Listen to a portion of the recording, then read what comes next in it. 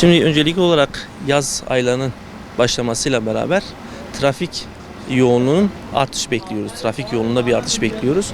Bu artışla beraber dikkat etmemiz gereken hususlar var. Özellikle memleketlerine dönen vatandaşlarımız olacak. Bunlar memlekete dönüş yolunda mutlaka araçlarının kontrolünü sağlaması gerekiyor. Yola çıkmadan önce periyodik bakımlarını yapması gerekiyor. Bu periyodik bakımlarında özellikle motor suyunu, motor yağının ve fren sisteminin kontrol etmesi gerekiyor.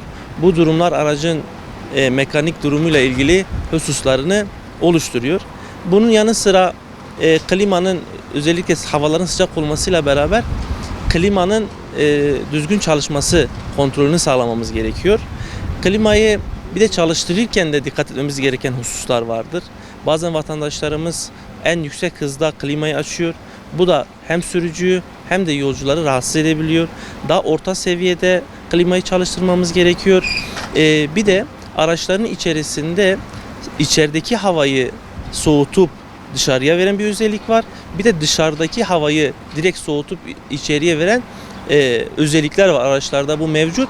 O yüzden uzun yolculuklarda daha sağlıklı bir havanın gelmesi için özellikle dışarıdaki havanın içeri gelmesini sağlayan butona tıklayarak daha nezih bir yolculuk yapmamızı sağlayabiliriz.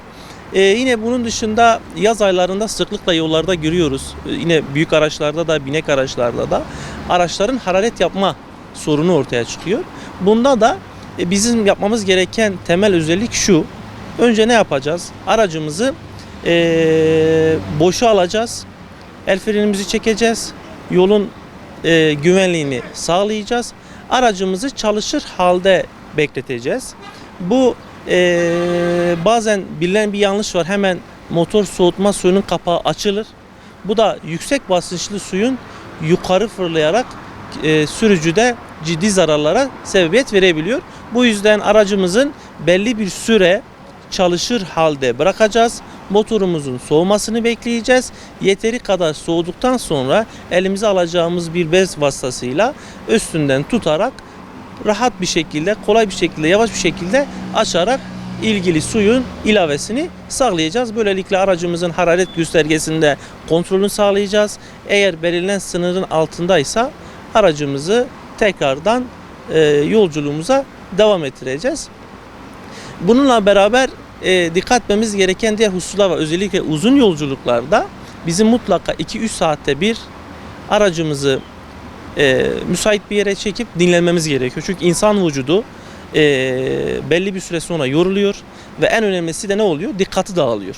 Bunu engellemek için 2-3 saatte bir dinleneceğiz. Orada temel ihtiyaçlarımızı gidereceğiz. Bununla beraber aracımız da dinlenmiş olacak, biz de dinlenmiş olacağız ve kaldığımız yerde yolumuza devam edeceğiz. Yine yollarda bilindiği üzere bu uzun yolculuğa çıkarken hız limitlerimiz var. Şimdi trafik kazalarının istatistik oranına baktığımız zaman en büyük sorun bizim hız kurallarına uymadığımız içindir. Biz bu hız kurallarına uyduğumuz zaman bu kaza oranlarının düştüğünü istatistiksel olarak da görüyoruz. Bu yüzden vatandaşlarımızdan bu yolculuklara çıkmadan önce ricamızdır. Lütfen hız kurallarına uyunuz.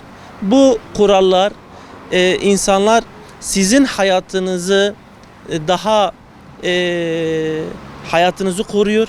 Bu yüzden lütfen özellikle bunun altını çiziyorum. İkinci altını çizeceğim husus şu. Lütfen emniyet kemerimizi takalım. Bu kemer sizin hayatınızın can yeleğidir. Bu yüzden lütfen uzun yolculuklarda hız kurallarına uyalım. Emniyet kemerimizi hem kendimiz takalım. Bazen şu yanlışa düşebiliyoruz.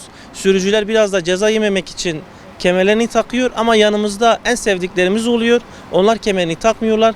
Lütfen yolcularımız da, yanımızda olanlar da, arkada da olanlar, tüm sürücülerin emniyet kemerlerini takmasını ricada bulunuyorum.